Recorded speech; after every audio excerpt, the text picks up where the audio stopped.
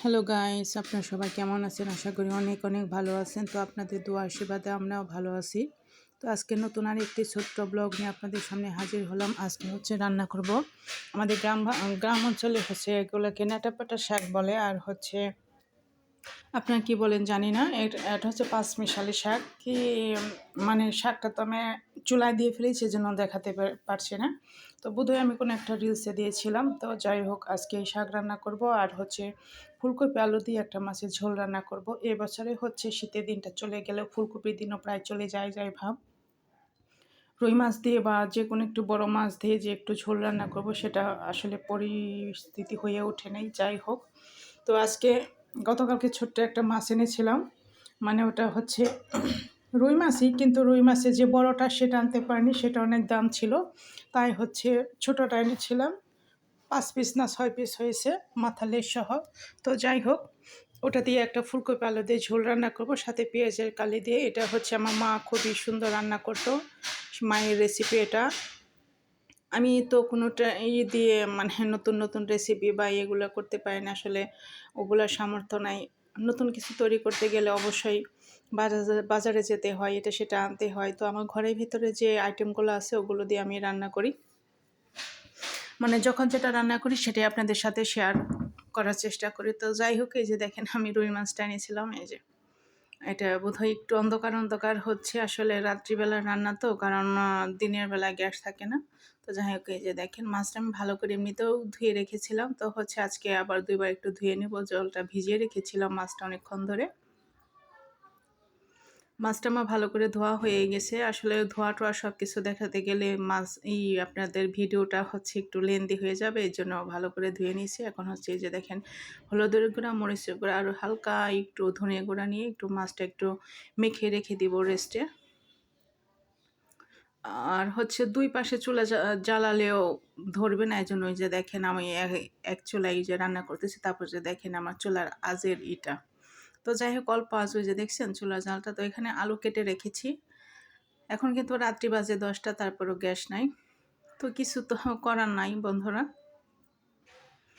ফুলকপিগুলো হালকা আমি একটু ভেজে নেব, কারণ হচ্ছে ফুলকপি ডিরেক্ট শুধু আলু আর ফুলকপি একসাথে ভেজে নিলে কি হয়, ফুলকপির যে একটা ঘ্যাপসা গন্ধটা ওটা আমার কেমন জানি একটু লাগে। এজন্য আমি সব সময় ফুলকপিটা হচ্ছে যদি ঝোল টোল রান্না করে, তাহলে আমি হালকা মানে ভেজে নেই তেলের মধ্যে, হালকা একটু লবণ আর হচ্ছে হালকা হলুদের গুঁড়া দিয়ে ভেজে নেই। তো হচ্ছে এই পাশে আবার একটু গ্যাস আসছে দেখলাম, এপাশে আবার মাছ ভাজি করতেছি, এই পাশে হচ্ছে ফুলকপি ভাজি করতেছি, কারণ এখন অনেক রাতে হয়ে গেছে, এখন আসলে রান্না করতে মন চাচ্ছে না। কিন্তু কি করব বন্ধুরা বলেন, খেতে তো হবে। পেটের ভিতরে ক্ষুধায় চুচু চুচু করতেছে, তারপর খেতে পারছি না।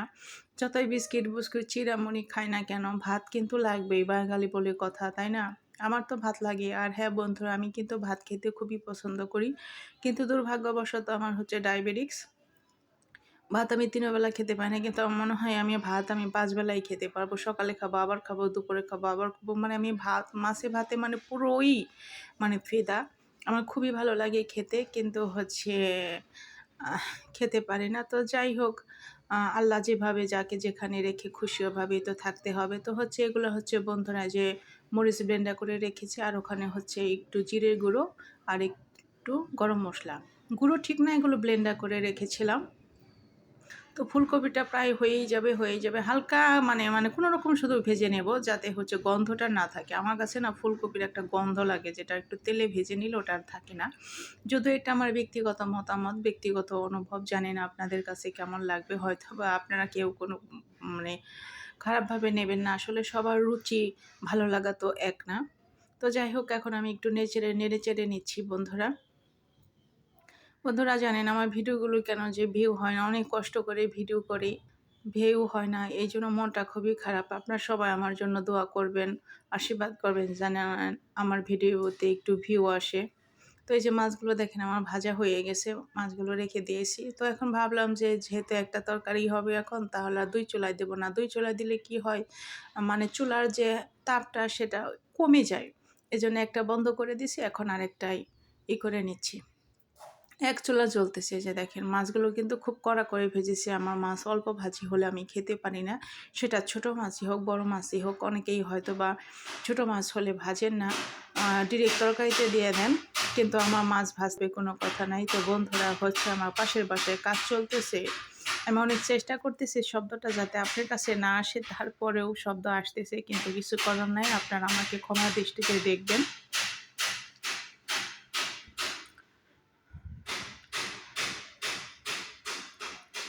মানে এত শব্দ আসতেছে, খুবই খারাপ লাগতেছে।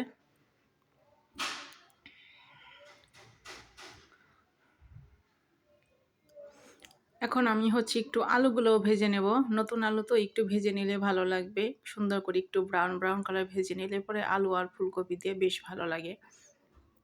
আমার কাছে আলু তো খুবই প্রিয় একটা সবজি, কিন্তু ওই যে আলুও খাওয়া নিষেধ। এই যে দেখেন তরকারি আর এটা একসাথে দিয়ে দিয়েছি, তখন হচ্ছে কারেন্ট ছিল না, কারেন্ট চলে গেছিলো, এই জন্য হচ্ছে আমি ভিডিওটা করতে পারিনি।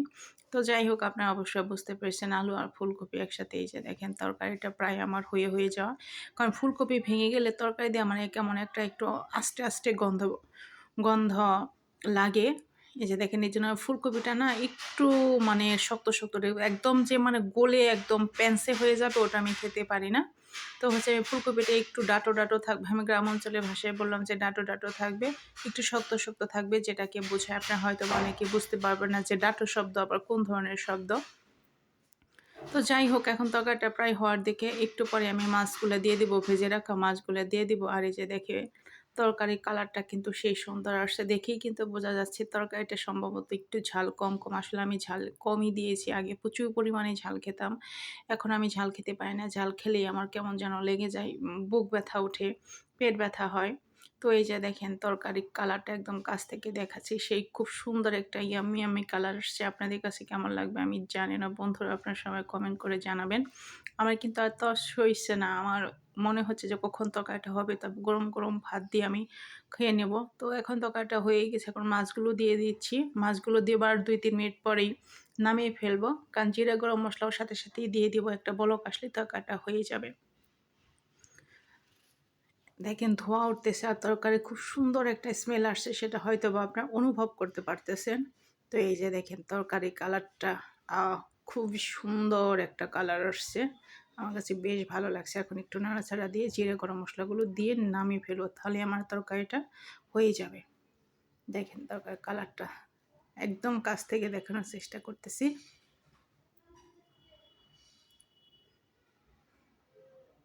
খুব সুন্দর আসছে না বন্ধুরা তরকারির কালারটা? মানে মরিচের গুঁড়ো খুব কম দিয়েছি, এত মানে কালারফুল লাগবে না। বাবা আগে খেয়ে বাসি, তারপরে বেশি ঝাল হলে তো খেতেই পারবো না আবার।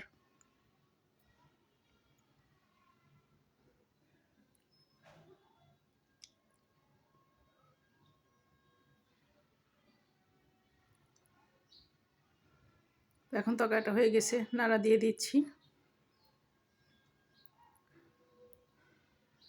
বন্ধুরা আপনারা হয়তো বা ভাববেন যে আমি অনেক কথা বলি, আমার কথাগুলো সুন্দর না, তার বেটেও কেমন করে কথা বলে। কিন্তু আসলে আপনাদের মাঝে আসছে আপনাদের কাছ থেকে অনেক কিছু শেখার জন্য, অনেক কিছু দেখার জন্য। আপনারা সবাই আমাকে কমেন্ট করে জানিয়ে দিবেন আমার ভুল ত্রুটিগুলো। আসলে যে ভুল করে সে তা বুঝতে পারে না সে কতখানি ভুল করতেছে। এবং নাটা পাটা শাক আর হচ্ছে ফুলকপি আলু দিয়ে ঝোল, যদিও অবশ্য ফুলকপি আর আলু ঝোল রান্না করা হয়নি, মানে কপি থাকলে মাছ আনতে পারিনি, মাছ থাকলে কপি আনতে পারিনি। তো বছরের একটা খাবার ফুলকপি আর বাঙালিয়ানাদের হ্যাঁ ভীষণ মজার খাবার। মাছের ঝোল, সেটা না হলে চলে না। তো যাই হোক, এসময় ফুলকপির যে কি দাম বাড়ে, মানে ও তাকে নিয়ে সব পায়রোটি। তো যাই হোক, আর গতকালকে কিছু তরকারি ছিল, সেগুলো গরম করে রেখেছিলাম যাতে নষ্ট না হয়। আমি আবার খাবারটা খুবই অপচয় কম করি, কম করি বলতে করি নাই, হঠাৎ হয়তো বা কোনো অ্যাক্সিডেন্ট কারণে একটা নষ্ট হয়ে যায় বা খেয়ালের অভাবে, এরকম। তাছাড়া আমি খাবার নষ্ট করি না, কারণ এই খাবারের জন্য দুনিয়াতে এত কিছু, একবেলা না খেলে পরে কেমন লাগে। আবার অনেকেই দেখবেন 2-3 দিন পর পর খায়, খাবার জোগাড় করতে পারে না। তাদের জায়গায় নিজেকে বসালে বোঝা যায় জীবন কাকে বলে, কত প্রকার কি কি। তাই আমি কখনোই খাবার অপচয় করি না। আমি যদি দেখা যাচ্ছে একটু ভাত একটু ঘেমে ঘেমে গেছে, সেটা আমি রসুন আর কাঁচামরিচ দিয়ে ডলে খেয়ে ফেলি, কারণ খাবারের জন্য পৃথিবীতে অনেক কিছুই হচ্ছে, সবকিছুই খাবারের জন্য। আমি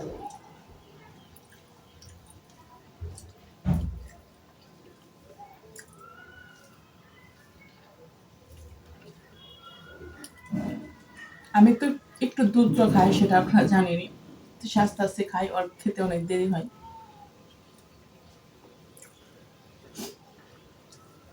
ও খাবে আর গোপাল ভাঁড় দেখবে, এটা ছোটবেলা থেকে অভ্যাস।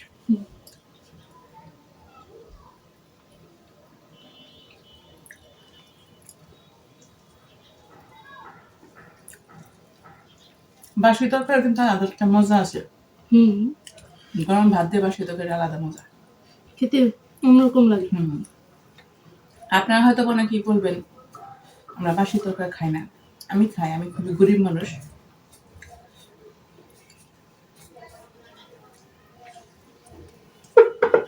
তো যাই হোক, মাছের তরকারি একটু নিয়ে দেখি কেমন হয়েছে।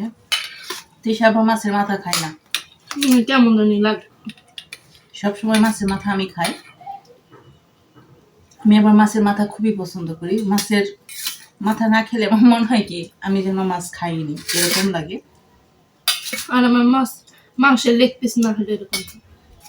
তৃষা যাও একটু খাবে, ওর মা পছন্দ করে বললেও খায় না। কেমন মাথার মধ্যে মাংসই নেই। তো এই যে দেখেন মাছের মাথাটা, আমার কাছে কিন্তু খুবই ভালো লাগছে। কখন যে খাবো, এত সুন্দর একটা মাছের মাথা। এবছর প্রথম ফুলকপি আলু দিয়ে মাছের ঝোল। হয় ভাজি খেয়েছি, নাহলে পাকোড়া খেয়েছি, এরকম।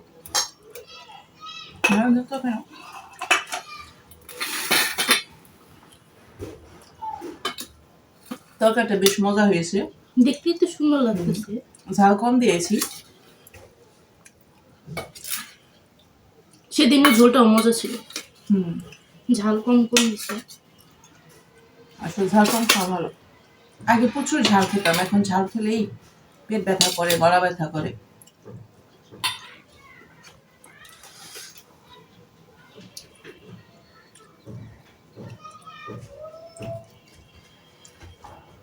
তো বন্ধুরা, আমরা খাবারটা শেষ করি। আপনারা ঠিকঠাক মতো খাওয়া দাওয়া করে নেন। ভিডিওটা খুব বেশি বড় করব না। আপনার সবাই ভালো থাকেন, সুস্থ থাকেন। আর আমাদের ভিডিওটি যদি আপনারা ইচ্ছে পূরণ পেজ থেকে দেখে থাকেন, অবশ্যই পেজটি শেয়ার করবেন, কমেন্ট করবেন, লাইক করবেন এবং ফলো দিতে অবশ্যই ভুলবেন না। আর যদি আপনার thoughts of Trisha YouTube channel থেকে দেখে থাকেন, তাহলে চ্যানেলটা অবশ্যই সাবস্ক্রাইব করবেন, আমাদের পাশে থাকবেন। তো আপনারা ভালো থাকেন, সুস্থ থাকেন। আজকে ভিডিওটা এই পর্যন্তই। টাটা।